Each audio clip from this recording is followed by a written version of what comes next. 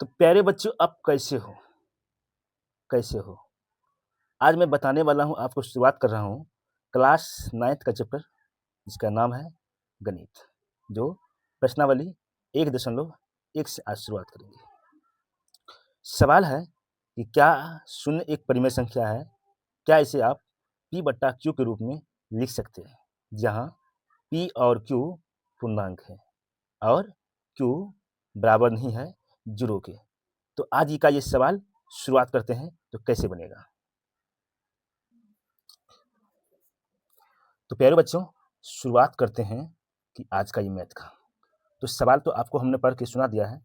अब इस पे जो लिखा हुआ है, तो हम इसे क्या कर सकते हैं। तो परिमेय संख्या एक शून्य संख्या है। क्या शून्य एक परिमेय संख्या है? तो हम वहाँ पकड़ सकते हैं हाँ, क्योंकि शून्य को आप किसी में भी निम्न रूप में व्यक्त करते हैं, कई जगह उपयोग करते हैं, 0/1, 1/0, इसलिए कह सकते हैं कि परिमेय। और परिमेय क्या होता है बाबू? कि परिमेय होता है जो भी बट्टा के रूप में लिखा जाए, वो सब होता है परिमेय होता है। जैसे मान लीजिए आप 1/2, 2/3 और इस तरह से इत्यादि। तो हम यहाँ पर लिख सकते हैं कि हाँ, यहाँ पर लिख सकते हैं कि हाँ,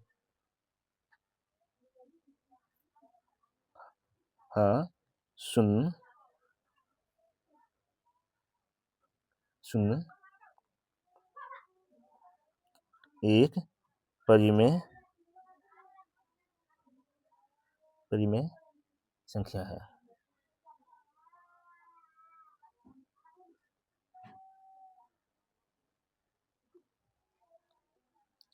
और यहाँ पर लिखना है कि हाँ, शून्य एक परिमेय संख्या है। तो अब इसे बताना पड़ेगा कि शून्य एक परिमेय संख्या कैसे। यहाँ पर लिख सकते हैं कि आप इसे निम्न रूप में लिख सकते हैं, या आप इसे निम्न रूप में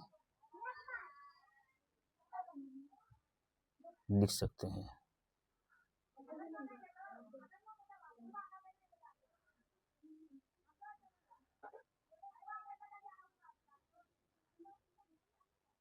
ठीक, उसके बाद अब इसको क्या करना है। तो देखिए बाबू, समय को बर्बाद नहीं करते हुए मैंने आपको बता दिया कि शून्य एक परिमेय संख्या है।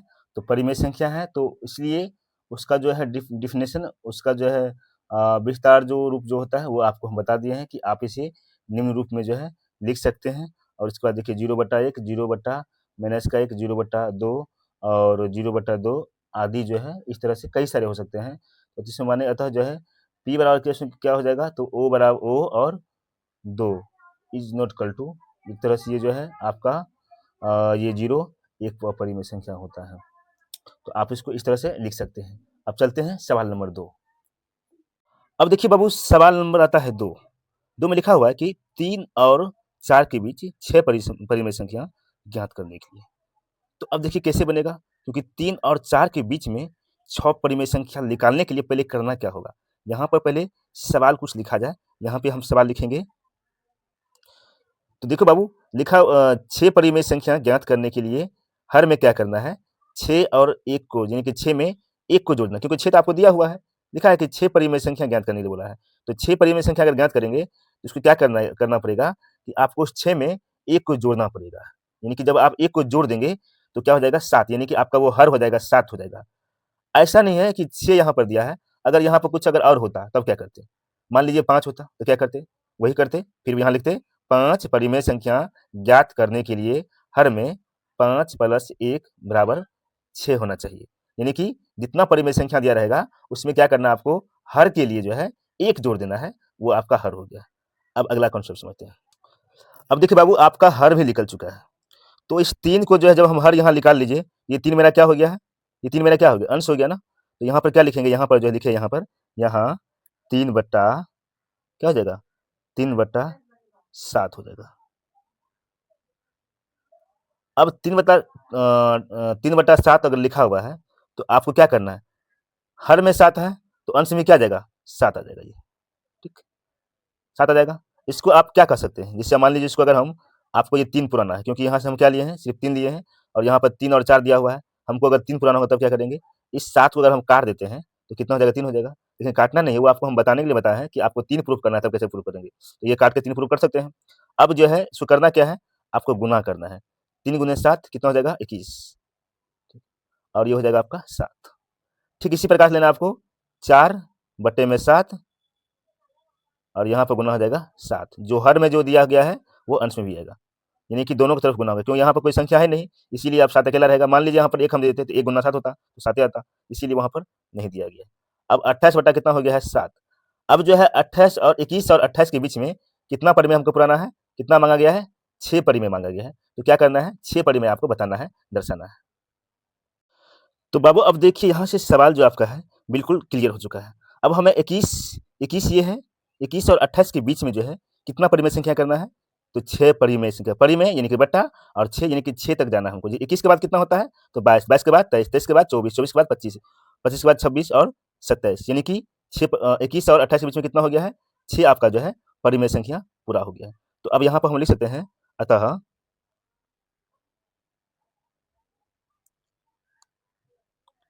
अतः 6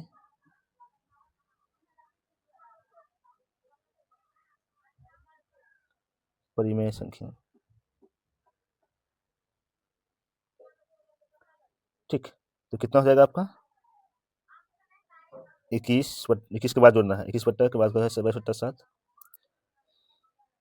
तो ये हो गया बाबू, अतः 6 परिमेय संख्या जो है वो लिखना है। तो 21 के बाद कितना होता है, 22 से शुरू कीजिए, 22 के बाद हो गया 23/7, फिर हो जाएगा 24/7 और फिर हो जाएगा 25/7 और फिर 26/7 और 27/7 हो जाएगा। यही हो गया आपका आंसर। ये आंसर हो गया है, यानी कि इसको जो है आप इस तरह से, जैसे 1, 1, 2, 3, 4, 5, 6 परिमेय हमको मांगा था और 6 परिमेय बता दिया। अब देखो बाबू, सवाल बड़ा ना हो, वीडियो लंबा ना हो, इसलिए मैंने पहले से ही कुछ लिख लिया था, क्योंकि सवाल नंबर 2 अभी आपको बता चुके थे कि 3/5 और 4/5 के बीच 5 परिमेय संख्या हमसे मांगा गया है। सवाल पिछले 2 में देखे थे कि 6 परिमेय मांगा गया था, तो हमने क्या किया था कि 5 परिमेय संख्या ज्ञात करने के लिए हर में क्या करना है, 5 में 1 को जोड़ देना है, क्योंकि यहाँ पर हर दिया हुआ था, इसीलिए ये थोड़ा सवाल आसान बना हुआ है। लेकिन ये परिमेय दिया हुआ है, थोड़ा आपको लग रहा होगा कि ये आखिर परिमेय वाला कैसा बनेगा। तो देखिए क्या होता है, यहाँ पर हम लोग लिख सकते हैं, यहाँ कितना दिया हुआ है, 3/5 दिया हुआ है, तो यहाँ पर यहाँ जो लिखा हुआ है लिख देंगे यहाँ पर 3/5। तो देखो बाबू, अब हम पहुंच गए हैं सवाल नंबर 4 में। नीचे दिए गए इस कथन सत्य है या असत्य, कारण के सत्य है असत्य कि कारण के साथ अपने उत्तर दीजिए। यानी कि उसमें कह रहा है कि आपको बताना है कि सत्य है असत्य है, उसके बाद अगर सत्य है तो क्यों सत्य है बताना है कारण, अगर असत्य है तो क्यों है। तो देखिए नंबर 1 में है कि प्रत्येक प्राकृतिक संख्या, यहाँ पर दिया हुआ है कि प्रत्येक प्राकृतिक संख्या एक पूर्ण संख्या होती है। तो क्या होता है, अब कैसे होता है थोड़ा समझ लीजिए। देखिए जैसे कि यहाँ पर हम ब्रैकेट थोड़ा ले लेते हैं ताकि दिक्कत नहीं हो आपको। 0, 1, 2, 3, 4 और 5, 6 और यहाँ पर डॉट डॉट डॉट डाल दीजिए, यानी कि और भी अनंत है। तो ये क्या हो सकता है, ये आपका क्या है, ये है आपका पूर्ण प्राकृत। अब इसमें देखिए 0 क्या है, 0 पूर्ण संख्या है ना, 0 पूर्ण संख्या है, और 0 के साथ क्या है, प्राकृतिक संख्या भी दिया हुआ है, 1 है, 2 है, 3 है, 4 है, 5 है, 6 है, यानी कि ETC इत्यादि। तो हम यहाँ पर लिख सकते हैं कि सत्य है। कहाँ लिखेंगे, यहाँ पर लिखेंगे सत्य है, सत्य।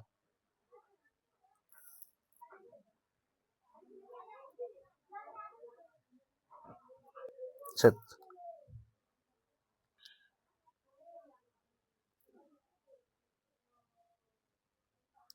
अब यहाँ पर लिखना है कारण।